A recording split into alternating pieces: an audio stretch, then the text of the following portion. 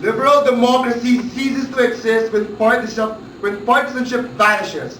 The belief that a healthy liberal democracy is one in which partisanship disappeared is not merely ignorant, but dangerous. This house will allow elected officers of the university to actively campaign for their political parties during elections. I believe that the motion entails the practice of political partisanship. Let's start by defining political partisanship. Political partisanship is the allegiance and devotion to the actualization of the ideas that your political party presents. Now next we have to ask ourselves, what are political parties? Political parties are composed of student activists that are united and driven by common interests, common values, and common solutions. Now you're probably thinking to yourselves, what is a student activist? A student activist is a student who actively participates in the actualization of a vision for society. Now here's where the brilliant connection comes in. Student activists need political parties because political parties are the most effective way to actualize their ideas. It is by student activists building connections or building coalitions and building a political party where their ideas have the best opportunity of being established. This is the very essence of a political party. Now here's our stand. The government side believes that the campaigning of elected officers actually upholds the very principle of political partisanship. Next we must look at the overview of the whole thing. We must look at all the sectors that are affected by this very motion. First, for the political party itself, the bigger picture that is seen for the political party is that it actually fosters a more effective student body that will push for the party's ideas. Second, for the USG, the bigger picture seen for the USG is that it actually upholds the accountability of the USG officers to fulfill their promises and their ideas that they themselves promised when they were campaigning. That they themselves fought for when they were campaigning. And for the student body, our student body, it will foster a more politically mature student body. Next, let me expound on my arguments. First, with a political party, we will get more effective potential leaders as a result of an all-out support given by elected officers, provided that they can supply a perspective that political party members cannot give. Remember, leaders should never be put in a position where they are denied any perspective. Next, for the USG.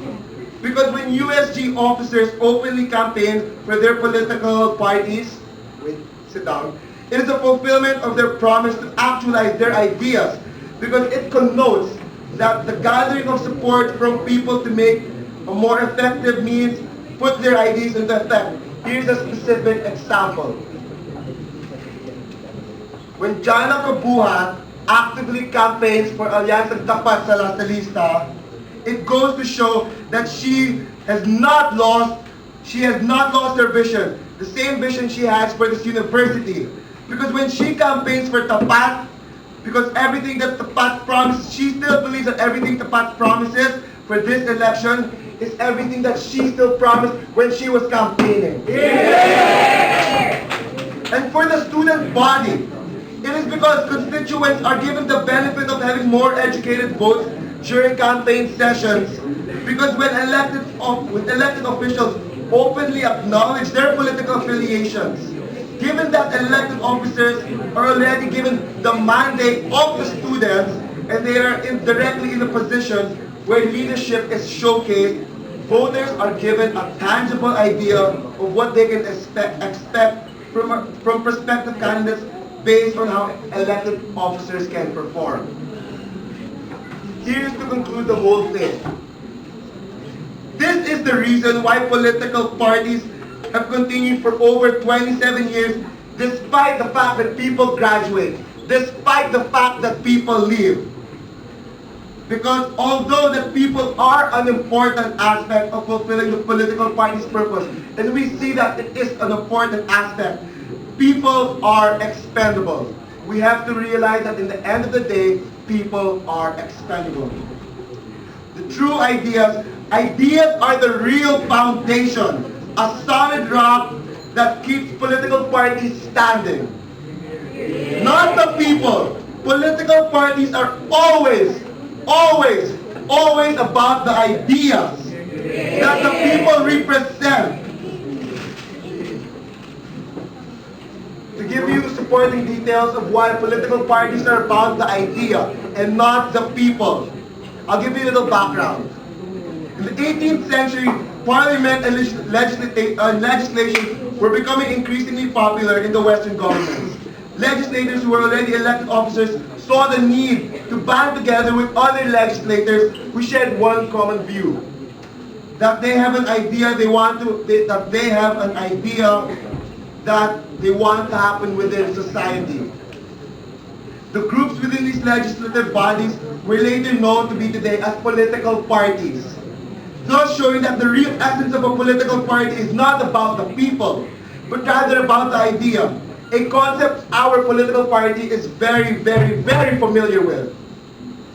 A prominent economics professor in the LSU once said, a political party's success is not tied to the number of seats won, nor the amount of student representation that we can get. A party's true success is in the critical mass of students that is formed that can give solutions to the problems in society. This is why elected officers should be allowed to campaign for their political parties during elections. Because if you bar them from doing this, you not only disempower the people, but more importantly, you disempower the idea. Thank you so much.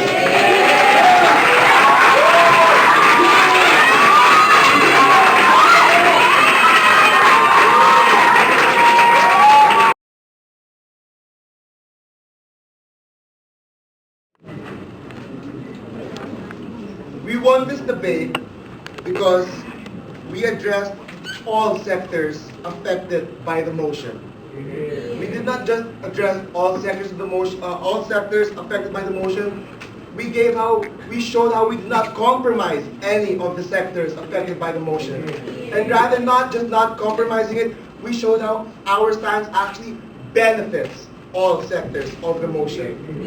That is why we believe we won the debate. Furthermore, in today's world, we tend to conceal our political and moral convictions purely for the sake of avoiding conflict. This idea of avoiding conflict for the sake of unity is merely a facade. The only way that we can be united as political parties, as student government officials, and as students of De La Salle University is if we acknowledge that we have biases and we have conflicting political and moral beliefs, and if we encourage the articulation for political and moral convictions.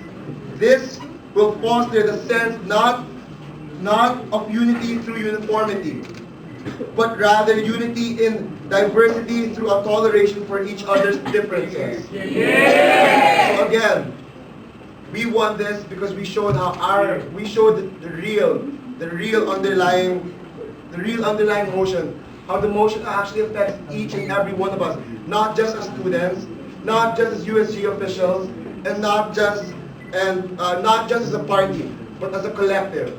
Thank you so much.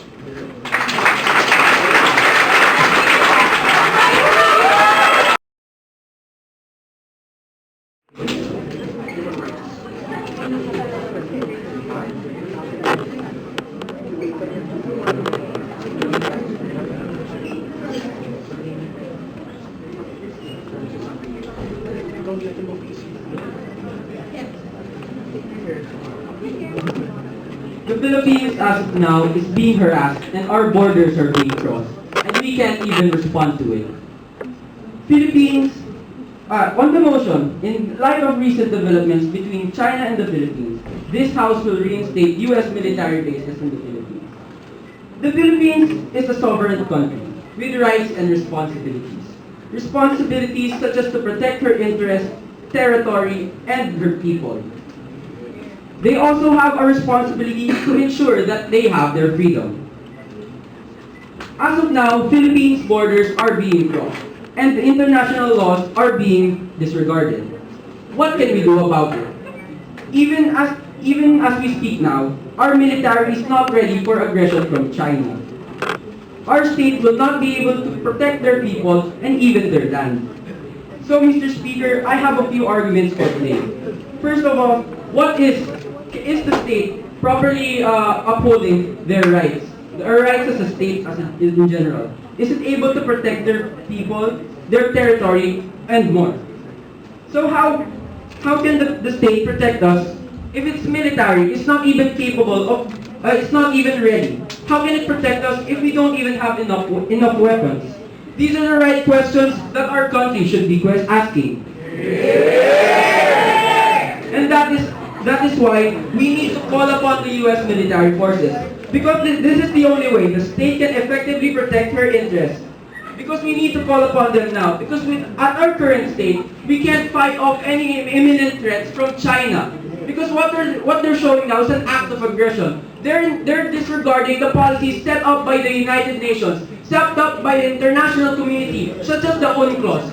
How are we going to properly defend ourselves? How is the state going to protect their people? The people who they promised that they can protect, and the people who promised, and the people who, and the country who promised the people that they will fulfill their rights.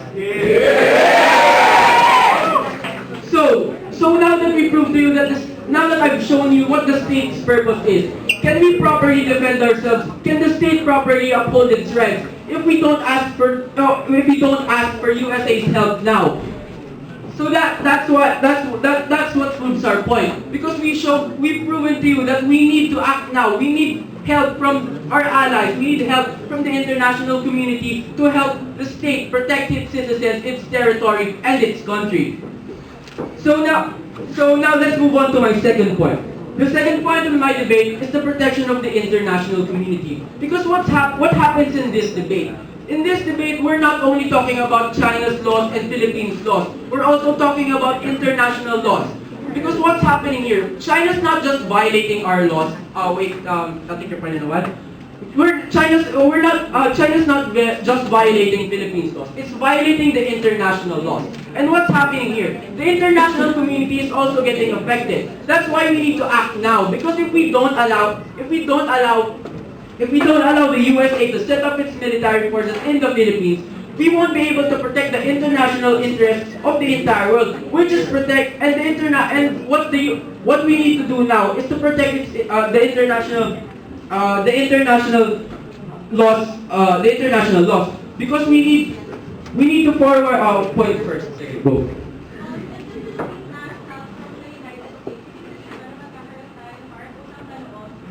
No, that's not the case. Because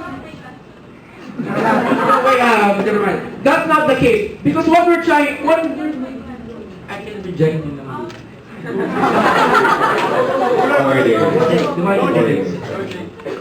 If I can take it, sit down.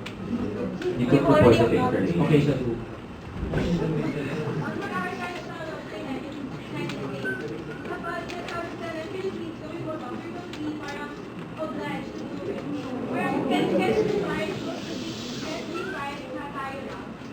Okay, I'm gonna answer your point in a while because that's what's one of my arguments. But first, let's move on back to my original point on the international community. So we need to uphold the international community's laws because if we I just have a point. Thank you. Because we need to uphold the international community's laws. Because what would happen if we don't? That would only show that we cannot even uphold simple laws that protect each and every country's specific rights. That's why we need U.S. military help. We need to uphold international laws. Because if we don't, the whole world would run into chaos because we would not even follow a specific rules set by the entire world at all. So let's move on to my third point, and which will hopefully answer your point of information. Our point of information on the defense pact, which was made in latter years. Because what happened during the latter years, we made a defense pact with the United States that in times of need or in times of need, in times the Philippines would encounter such problems such as this, the United States would offer help, military help to our country. It would also entail that they would have, the Philippines would also be able to act on separate grounds other than that of the military of the United States. We would have freedom from them, and they would have freedom from us. They would just help us in their military actions. They would give us military help, and they would give us military assistance. I hope that answers your point, because I just proved to you that we wouldn't be affected at all, and our rights or our dependence wouldn't be flushed out that much.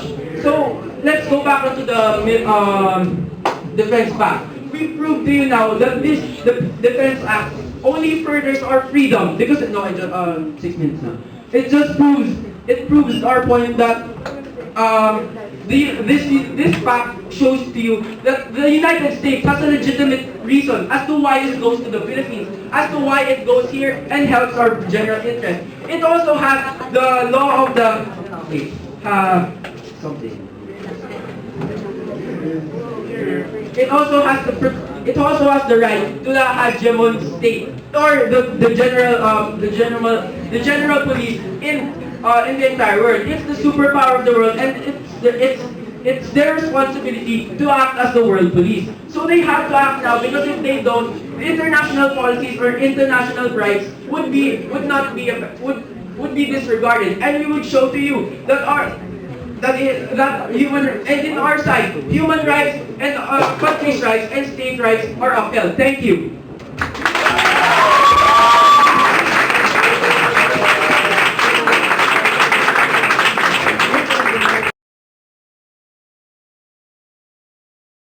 Why government won this debate? First of all, we argued about what's best for the country. Because what they're talking about is that they're prioritizing economic growth instead of security first of the nation and its people. How are you going to have economic growth if your nation, your people are not even safe? How are you going to create of economic power or growth if you're not even safe, you're not even sure if you can go out of your house or whatever the hell you think you have.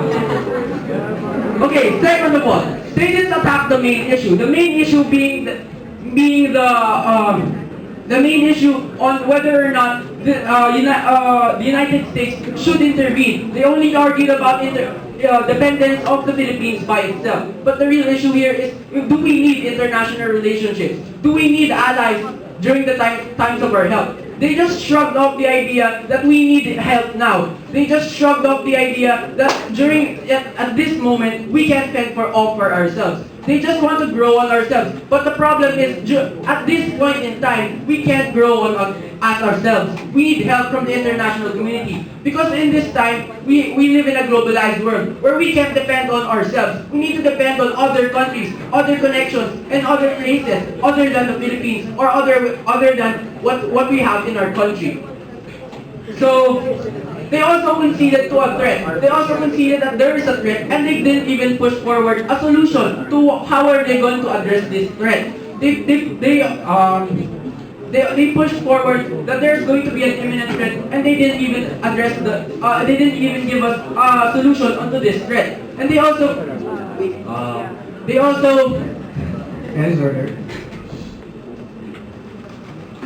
pointed out to us that they don't need help from the international community, but also bring up the United Nations, which is an international community. So we proved to you on our side that we were consistent, and we proved the point. We give you the issue. We give you an alternative in solving the issue. And there, thank you.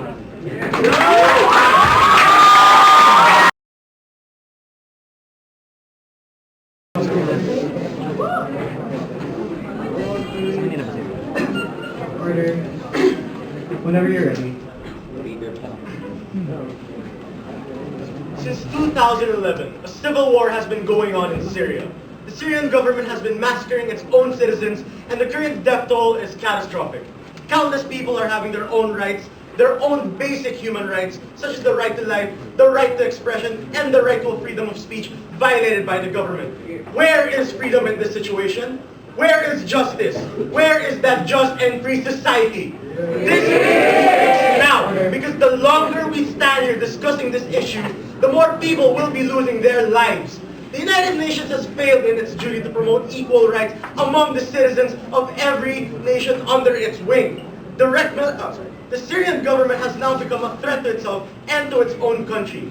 Direct military intervention is necessary even without the approval of the United Nations if we don't want to risk Syria destroying themselves and to allow other states who get into this scenario to destroy themselves as well. Now, Tapat's stand on this debate is on the side of direct military intervention with or without the approval of the United Nations. This is because Tapat is for the protection of human rights and for radical change in society. The current state of Syria cannot afford to have a long committee discussion in the United States wherein the interests of Russia and China are always against the decision to have direct military intervention. You have to remember that Russia and China are part of the Big Five of the Security Council and that they have the decision to cancel any decision that the UN Security Council makes. The problem here is that Russia and China have ties with Syria and they do not want them to go down because if they do go down, then they will be affected by it as well. This proves that diplomatic solutions have been exhausted. We believe that the time to act is now to avoid the self-destruction of Syria and to put a stop to the violation of the rights of its people. Today I shall be arguing on behalf of the Tapat how the United Nations has failed its duty, how the Syrian government has failed to uphold its own duties, and how these both warrant direct military intervention without the approval of the United Nations. Remember that there is now a sense of urgency for Syria.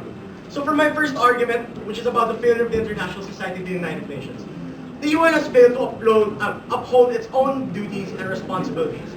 The UN, you have to remember, the UN has the role of holding and promoting equal human rights among the people of the world, approve acts of war and military intervention, or settle international disputes and guarantee equality amongst its members.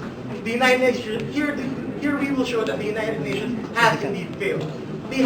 Since we know that they have to promote these rights, yet you have to remember that 2 out of 5 of the people in the Security Council are actually always vetoing the decision for military intervention.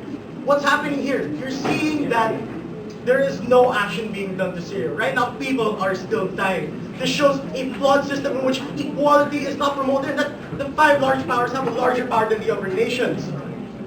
Certain criteria intervention has also been met as well, yet because of the veto of Russia and China, no one is able to act on these issues due to the risk of red tape penalties. This gives a flawed system wherein the higher powers are corrupt and that direct action cannot always be guaranteed and that certain events in history which could have been avoided will be bound to happen again. This shows that in its current state it is already failing to defend the rights of the Syrian citizens who are being killed by the Syrian current dictator. They are not approving military intervention due to Russia's China and veto vote, and they're not promoting international disputes with its members. I give you the example of Rwanda, where within 100 days, around 400,000 people have died in that country. Why? The UN did not allow foreign intervention in this country.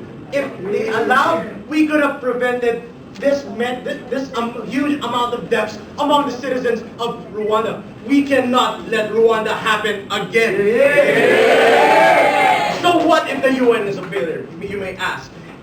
Its roles to promote human rights are just promises. The main reasons why the United Nations was created has failed. They are not guaranteed to be upheld. The sense of urgency to act now is heavier than the approval of the United Nations, and therefore we do not need their permission for direct military intervention. This is why our side wins this first issue.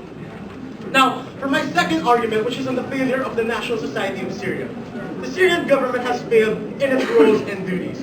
Every government has the inherent responsibility to be able to care for its citizens and provide for their needs. Now, the Syrian government right now is massacring its people who are fighting for the very democracy that they have left. The government has officially failed to secure its own duties and responsibilities. Duties of ensuring justice and freedom and to safeguard society's progress, and has thus lost its legitimacy to become a serious leader. From here on out, the state becomes a threat not just to itself, but to its own people. The fact that the people are being massacred already by its government shows its own government's lack of ability and legitimacy to rule over its people. The people are fighting in an uphill battle and they will just continue to die unless we have some sort of direct military intervention from a foreign state. Again, I bring up again the case of Rwanda. they were in the same situation. Rwanda had a government that was already killing its own citizens, and that this large massacre, again, this large massacre could have been avoided only the states intervened to put a stop to the slaughtering of Rwanda's people and to stop the violation of the rights of their people. Now, so what?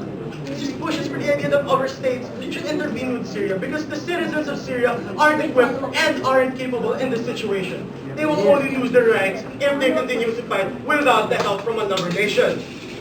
So on to my third argument, which is the sense of urgency. The sense of urgency, you have to remember, outweighs everything. You have to remember the foreign states have the responsibility to intervene in situations like this. And since the UN isn't able to fulfill its goals and responsibilities, then Tapat believes that other nations should push for military intervention in Syria. We do not need their go signal because they are a failure and that the direct action is better than slow action. States also have the responsibility to intervene if the need arises because we believe that we should not just sit down and watch another state destroy itself. Remember that the UN criteria for foreign military intervention was already met. There were already votes. People wanted military intervention. But what is happening? There are veto votes from two of the large powers in the Security Council that prevented military intervention here. So the only thing that stopped, so if they push for another election again, what makes us sure that there's going to be something new? They're just going to do the same thing again. They're just going to keep on vetoing it. Diplomacy will never work in this situation. This is why we need intervention right now. I just can't stress enough talaga how Rwanda could have been avoided. Only foreign intervention was enough. Sorry, God, you moves. So, what if the failure of the UN, the government of Syria, doesn't give any go signal? You have to remember that both places have failed and that people are dying. The sense of urgency will always outweigh everything. The protection of the rights of the people of Syria for their life and for their just and free society should be of top priority. The people of Syria have been defeated. Defeated by their own government and defeated by an international organization, which is the United Nations. It is up to the foreign states who have the resources, who have the initiative to intervene in the situation of Syria. Direct military intervention is highly recommended. Rwanda cannot, must not, and should not happen again. Remember, freedom, if not for all, is not true freedom. Justice, if not for all, is not true justice. Foreign states should have the freedom to ensure that justice is being implemented. And this is why Tapat wins this debate.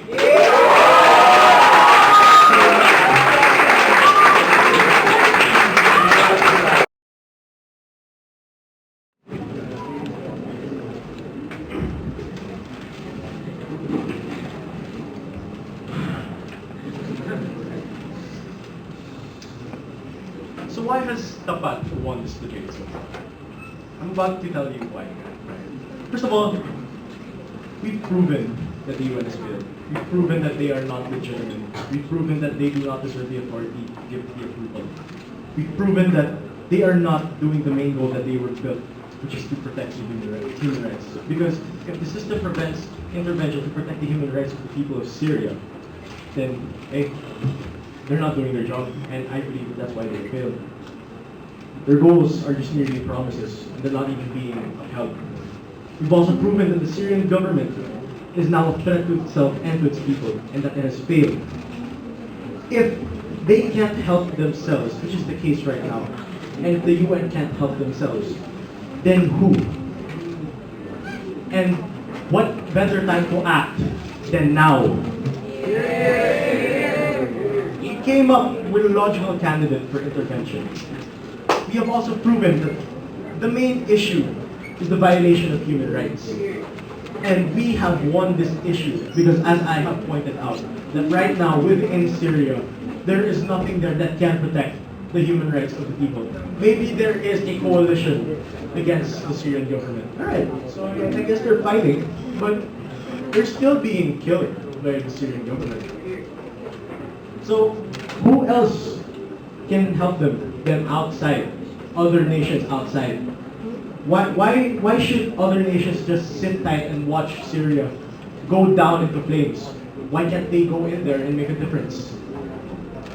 So it all comes down to the point that we found the main issue, which is the violation of human rights. We came up with the solution. We came up with reasons why we were right. We know these. We know that we are correct. How do we know that we're correct? Because we've asked the right questions. Thank you.